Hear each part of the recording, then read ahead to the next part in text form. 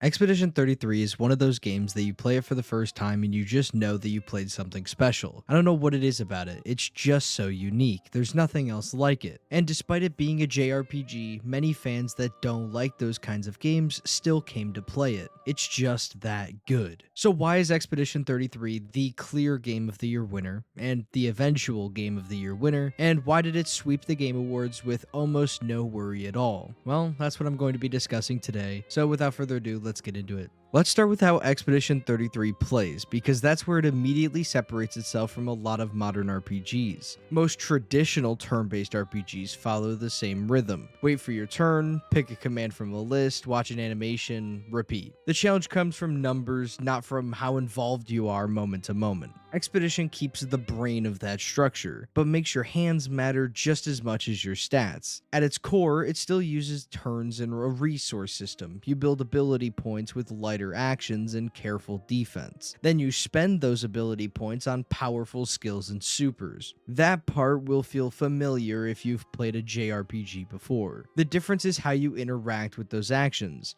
Ranged attacks are aimed manually, although not technically difficult, it's still more engaging than watching a canned animation after selecting shoot. Enemy turns are fully interactive. Instead of sitting there watching your party get hit, you're timing dodges, jumps, and parries in real time. Good defense feeds back into your resource economy, and if you parry all of the attacks, you even get to deal damage at the end of that turn. So compared to a lot of RPGs where your job is basically optimize menus, especially JRPGs, Expedition 33 keeps you actively engaged even when it's not your turn. Where many games layer complexity by adding more systems, more meters, more talent trees, more currencies, Expedition 33 layers expression. It teaches you patterns, asks you to read animations, and lets you create your own solutions using a relatively clean set of tools. And then there's how it handles difficulty. Some RPGs scale by turning enemies into damage sponges and hoping you won't notice. Expedition 33, for the most part, mostly avoids that. Fights feel dangerous because of mechanics, not because health bars are artificially inflated so you feel like you're going to foul. When you do foul, it usually feels like a planning mistake, a build issue, or a timing error. Something you can improve at, not something you are gated from so you have to grind more levels. Although it is still an RPG and levels are important to continue pursuing the game, for the most part the game gives you enough XP that you don't have to go around and grind different bosses if you don't want to.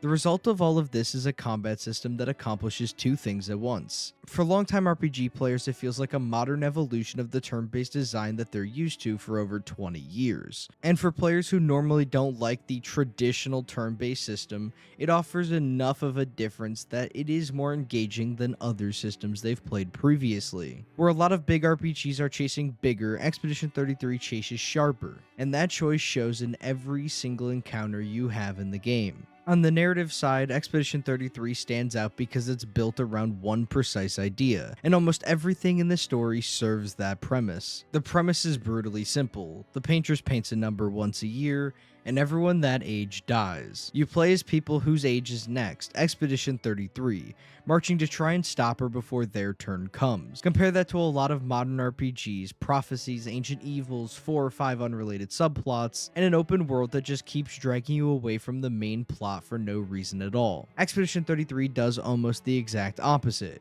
Instead of piling on twists just to surprise you, it keeps circling the same core question in different ways. How do people live when they know exactly how fragile their time is? Characters aren't just archetypes slotted into a party, they're built around a very specific response to that question. Denial, anger, faith, numbness, obsession. Side quests and optional scenes don't feel like detours, they're extensions of that emotional through line. Pacing is another big difference. Where many big RPGs want to be 80 to 100 hour epics and end up feeling diluted, Expedition 33 aims for something closer to a tightly written television series than anything else. The main story is long enough to let characters breathe and change, but short enough that you don't forget what you're actually doing and why. There's rarely a stretch where the main plot just completely disappears for more than 10 hours. Major story beats are spaced so that each one feels like a step forward, not a stall. Emotional moments aren't undercut by go collect 20 wolf towels right after. Instead of trying to be the biggest story, it tries to be a coherent one. That's a contrast to a lot of RPGs that feel like they were written by different teams in parallel and then stitched together late in development. Expedition 33 feels like one voice, one vision,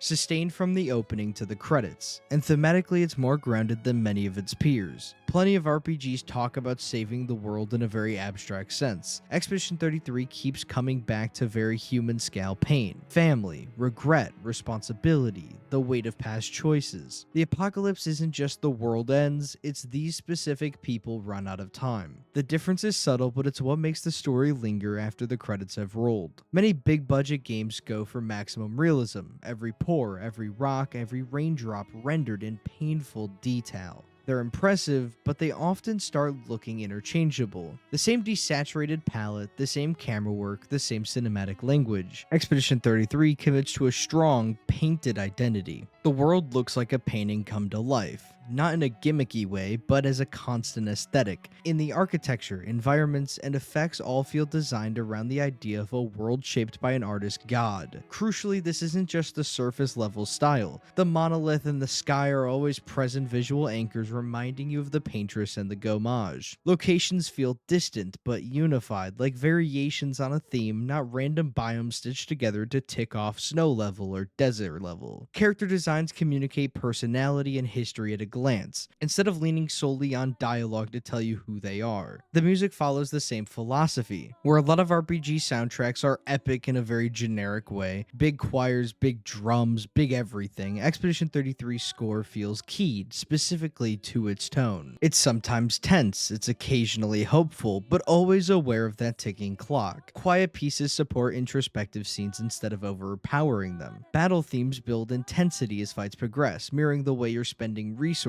and hanging on. Key story moments are scored in ways that frame them as emotional turning points, not just boss number 12. Together, the art and audio create a sense of cohesion that many technically impressive games just simply lack. You don't feel like you're moving between different art teams' work, you feel like you're inside a single, carefully authored space. In other words, Expedition 33 doesn't just look good, it looks intentional. And that's where a lot of RPGs fall short. They have fidelity, but not identity. Most RPG worlds are big.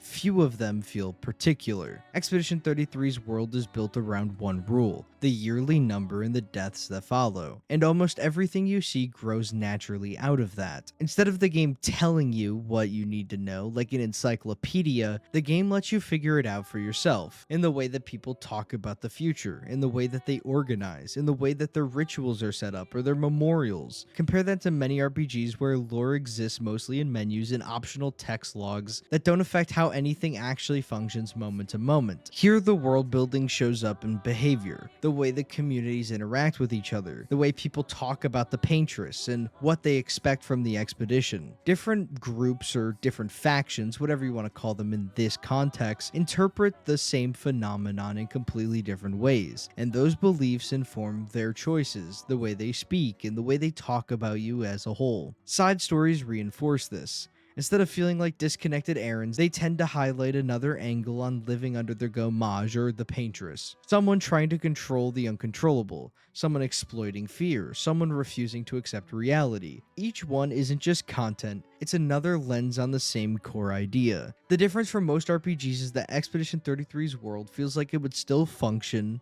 still hurt, still cope, and still adapt even if the protagonist didn't exist. You're entering a system that's already been in motion for years. That sense of consequence-driven world building is what makes the setting stick in your head. It's not memorable because the lore is long, it's memorable because the rules of the world clearly shape how everyone behaves. And finally, there's the practical side, where Expedition 33 sits in the current RPG landscape in terms of value and accessibility. A lot of RPGs today ask for two things up front, a $70 price tag and a massive time investment. It's not unusual to see campaigns marketed as 100+ hours, like that's automatically a good thing.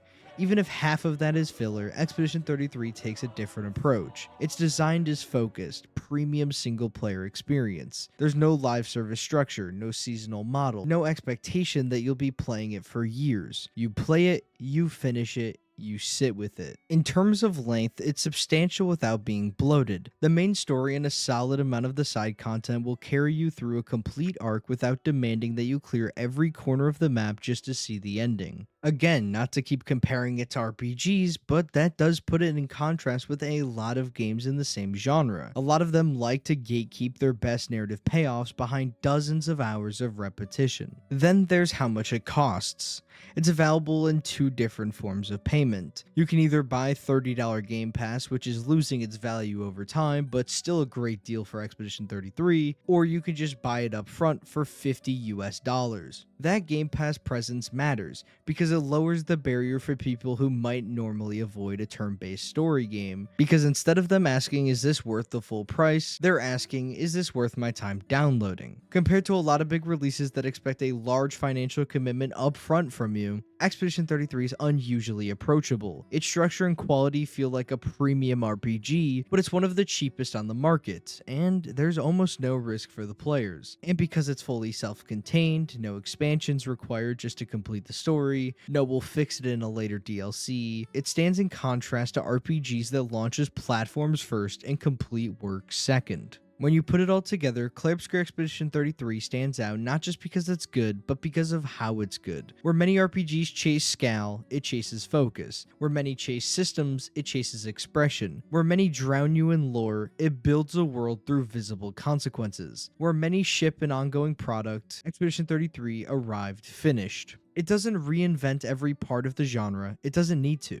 Instead, it takes the pieces that made RPGs compelling in the first place, meaningful combat, strong themes, lived-in worlds, and complete stories, and brings them forward with a lot of clarity that makes a lot of louder, more expensive games feel strangely hollow. In an industry that keeps promising the future of RPGs and missing the point, Expedition 33 feels less like another release and more like a reminder. A reminder that you don't need infinite content if every hour counts. That you don't need 3 seasons of roadmaps if the base game actually says something. And that sometimes the game that really delivers isn't the one on the biggest stage. It's the one from the small team that had a small vision and grew it into something larger. To help support the content and increase the quality even further, you can consider being a channel member. That'd be greatly appreciated, and you get all the benefits listed when you hit the join button. So without further ado, thank you all for watching. Please leave a like and subscribe, and I'll see you next time.